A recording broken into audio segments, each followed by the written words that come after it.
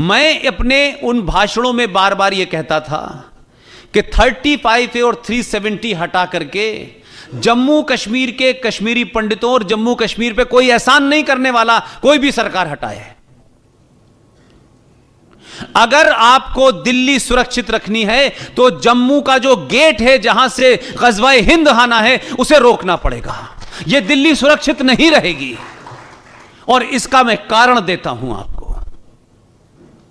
इस देश में 5000 से ज्यादा पिछले 40 साल में कोयंबटूर हो, विश्वनाथ मंदिर हो, हनुमान मंदिर हो, दिल्ली हो, 5000 से ज्यादा हमले इस देश में जो आतंकी हमले हुए, जो बम धमाके हुए, वो इसी रास्ते से आए थे। ये बात अलग है कि एक रैली में पटना में कुछ लोगों ने धमाके किए थे, उस पर तो फर्क पड़ा नहीं। लिहाजा वो गेट था। अगर आप इसको सेकुलरिज्म के लबादे में देखेंगे तो सही बात नहीं पहुंच पाएगी आप तक।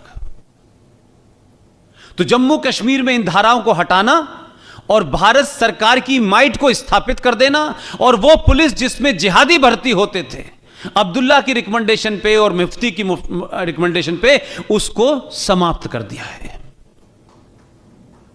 अब जो पैसा जाएगा उसका हिसाब होगा, क्योंकि अब जम्मू कश्मीर में एंटी करप्शन लॉ भी लागू हो गया है।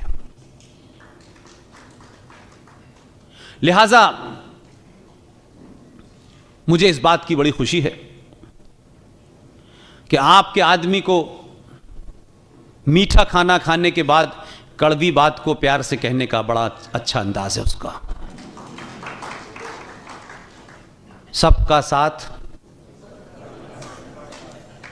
उसमें एक और जोड़ दिया उन्होंने, सबका विश्वास। कुछ लोग डर गए हैं, अब हमें विश्वास नहीं चाहिए। भाई साहब बहुत मिल गया हमें। नहीं और लो विश्वास, 70 साल में लिया, अब हमारा भी विश्वास लो।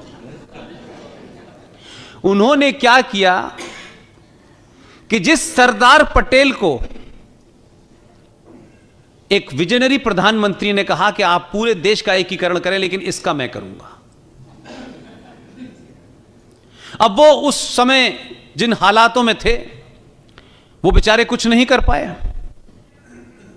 लेकिन एक घटना बताऊंगा मैं आपको, एक किताब का रेफरेंस देके, तब आपको पता चलेगा कि उस वक्त भी उस आदमी ने कितनी चतुराई के साथ, कितनी सफाई के साथ, कितनी डेलिकेसी के साथ एक बड़ा काम किया जो इतिहास में बताया नहीं गया। लेकिन इस शख्स ने क्या कहा कि जिस सरदार पटेल को जम्मू कश्मीर से अलग रख करके जम्मू कश्मीर को विजनरी प्रधानमंत्री ने अपने हाथ में लिया था, उसका रूप आपने देखा। लेकिन कहा गया कि यूनियन टेरिटरी घोषित होने के बाद हमारे यहां बहुत सारे लोगों को ट्यूबलाइट की तरह देर में समझ में आता है, थोड़ी देर में जलती है ट्यूबलाइट। उसने कहा 31 अक्टूबर को जम्मू कश्मीर में पहला उपराज्यपाल अपॉइंट होगा। अब लोग बोले उस दिन तो इंदिरा गांधी मरी थी। मैंने कहा नहीं, उस दिन सरदार पटेल भी पैदा हुए थे। तो उनकी तकलीफ जीवन भर बढ़ाने के लिए कि जब जब यह आएगा कि जम्मू कश्मीर में केंद्र शासित राज्य के दर्जा मिलने के बाद उपराज्यपाल किस दिन हुआ था, तो जम्मू कश्मीर के हर बच्चे को सरदार पटेल का नाम याद रहेगा। जिन्हें आप इतिहास में बुलाना चाहते हैं उन्हें आप इतिहास में ऐसे भी जिंदा रख सकते हैं। लिहाजा एक अपील के साथ अपनी बात आगे बढ़ाता हूं। पूरे देश में मैं बहुत छोटा आदमी हूं, मेरी कोई राजनीतिक हैसियत नहीं है, मैं अपनी बात कहने के अलावा किसी से कुछ कर भी नहीं सकता। लेकिन एक मेरी विनती है आप सबसे, जो मैं बॉम्बे में भी कल बोल के आया हूं। पूरी दुनिया में भारत का प्रधानमंत्री अपने आर्टिकुलेशन से, अपने उस पूरे सियासी ज्ञान से कब कहां कौन सी बात किस तरीके से कहनी है, कि वो अपनी बात भी कह जाए और लोगों को समझ में भी ना आए और बात भी बन जाए।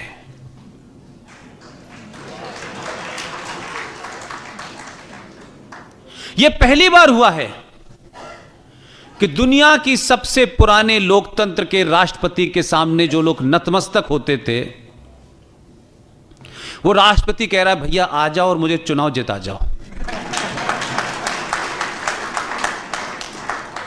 तो जो आपका मटेरियल वेस्ट पड़ा था, गुजराती इतने समझदार हैं कि उसे भी बेच दिया उसने। और वहां क्या हुआ? वहां यह हुआ कि जो इस देश की व्यवस्था है, सत्ता तो बदली है आपने, लेकिन व्यवस्था में अभी बड़े गहरे गहरे गद्दार बैठे हुए हैं।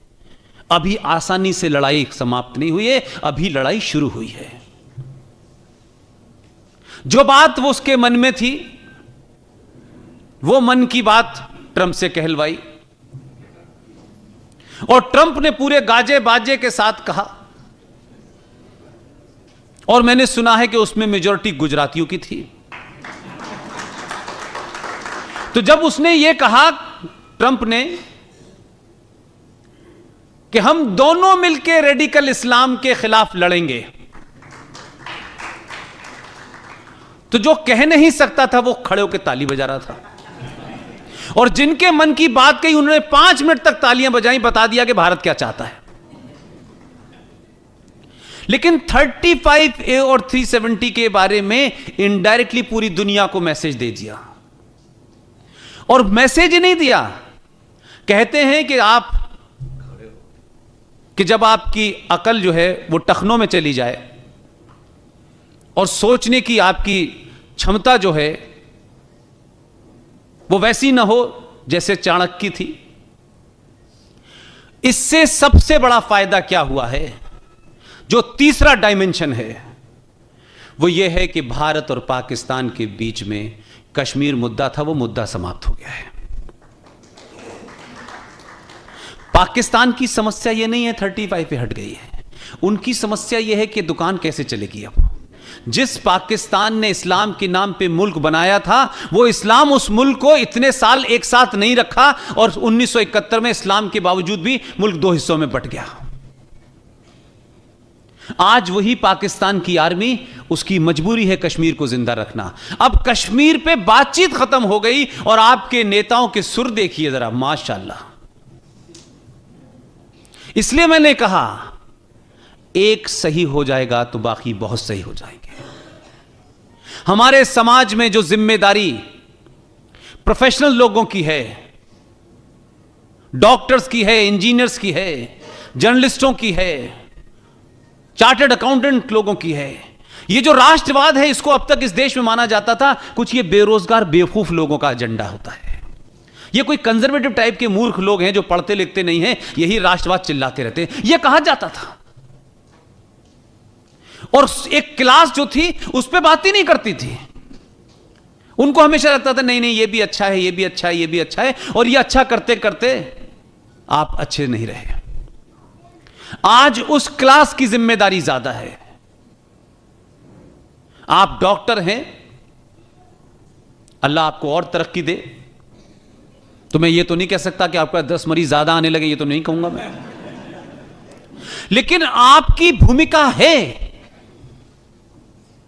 आप 8 घंटे 10 घंटे प्रैक्टिस करें, इस देश में जो बीमार हैं उनको ठीक करें। लेकिन जो मरीज आपके पास आता है वो भी आपको आधा भगवान मानता है। जितनी देर में पट्टी करें, जितनी देर में इंजेक्शन लगाएं, कुछ उसके दिमाग के को भी ठीक कर दें। बात कहते रहें अपनी, पूछते रहें अपनी, और हो सकता है कि उसके दिमाग में कोई गलत बात फंसी हो, आप ठीक कर सकते हैं। वो आपके पास से जाए तो न सिर्फ फिजिकली ठीक हो, मेंटली भी ठीक हो जाए। ये छोटी छोटी कोशिश की बात मैं इसलिए कर रहा हूं कि कोई बहुत बड़ा एजेंडा में बनाऊं और आपको लगे कि कहना बहुत आसान है, करना बहुत मुश्किल है। हमारे पूर्वजों की गलती और सत्ता की लालसा में नेताओं ने इस देश में सबसे ज्यादा इस सनातन समाज को बांट डाला है। आप रफीक भाई की ईद पे जाइए, 3 बार गले मिलिए, कोई दिक्कत नहीं है, लेकिन हफ्ते में 1 दिन दलित के घर का पानी भी पी लीजिए। जो आपके अपने हैं 22 करोड़ हैं, जिन्होंने इन तमाम परिस्थितियों के बावजूद भी कि उनके साथ अत्याचार हुआ,